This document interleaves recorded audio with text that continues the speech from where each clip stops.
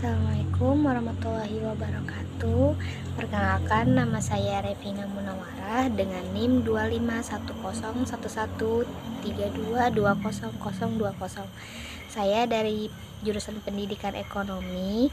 Di sini saya akan mempresentasikan PPT yang sudah saya buat dengan materi pertumbuhan ekonomi.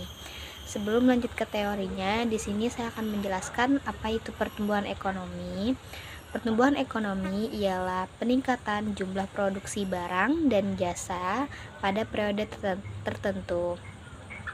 Pertumbuhan ekonomi ini merujuk pada perubahan yang bersifat kuantitatif dan biasanya diukur dengan menggunakan data PDB, yaitu produk domestik bruto atau pendapatan output per kapita.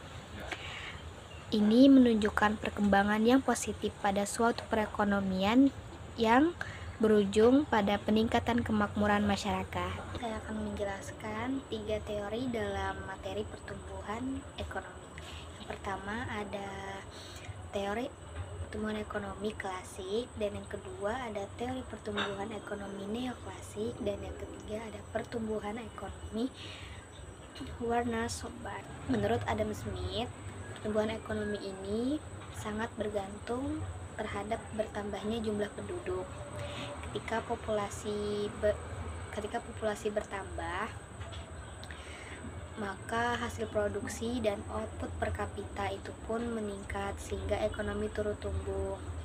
Dan menurut David Ricardo ini melihat dari segi upah para pekerja. Ketika populasi bertambah, maka tenaga kerja pun akan semakin banyak. Dan yang ketiga, menurut Thomas Robert Malthus, yaitu dia menganggap ketika populasi bertambah, maka akan menyebabkan krisis pangan. Krisis pangan ini yang nantinya akan menyebabkan peningkatan harga produksi, yang dimana orang-orang yang nantinya akan kesulitan dalam mengakses pangan. Dan yang teori kedua ada teori pertumbuhan ekonomi neoklasik, dan dikemukakan oleh 3 para ahli juga. Yang pertama ada Joseph Schumpeter, R.F. Harrod, dan F.C. Domar, dan yang ketiga ada Robert M. Solow. Menurut Joseph Schumpeter ini, ia menganggap bahwa peran para pengusaha dalam melakukan inovasi dan menciptakan kombinasi terbaru pada proses produksi yang nantinya akan berpengaruh dan berperan besar terhadap pertumbuhan ekonomi negara. Dan menurut Harrod dan F.C. Domar, ya, modal yang sudah ada itu dimanfaatkan dengan seefektif mungkin, karena modal itu yang nantinya akan memainkan peran penting dalam pertumbuhan ekonomi. Dan yang ketiga, menurut Robert M. Solow, dia menganggap atau berpendapat bahwa bertambahnya jumlah penduduk bisa berdampak negatif ataupun positif tergantung dari cara pemanfaatannya. Oleh karena itu, Robert ini menyarankan agar pertambahan jumlah penduduk bisa dimanfaatkan dengan sebaik-baiknya. Yang ketiga ada teori pertumbuhan ekonomi Werner Sobat. Nah, di sini ada 3 zaman, yaitu yang pertama zaman perekonomian tertutup. Pada zaman ini, masyarakat hanya bekerja dan berusaha untuk memenuhi kebutuhan dirinya dan keluarganya saja. Misalnya, seseorang berburu dan bertani hanya untuk memenuhi kebutuhan pangannya saja. Dan yang kedua ada zaman kerajinan dan pertukangan. Pada zaman ini, peradaban lebih berkembang, sehingga kebutuhan manusia baik secara kuantitas dan kualitatif itu meningkat.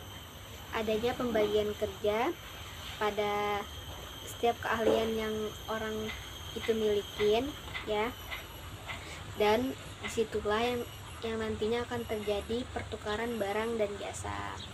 Dan yang ketiga ada zaman kapitalis. di mana kepemilikan pribadi atas alat produksi dan persaingan pasar bebas dan motif keuntungan itu menjadi penggerak utama dalam pertumbuhan ekonomi. Di sini saya akan membahas indikator pertumbuhan ekonomi. Ada dua, ada GDP dan GNP. GDP itu ialah produk domestik bruto, ialah pendapatan nasional yang menghitung produksi atau pendapatan semua warga, baik itu warga Indonesia maupun warga negara asing. Dan yang kedua ada GNP.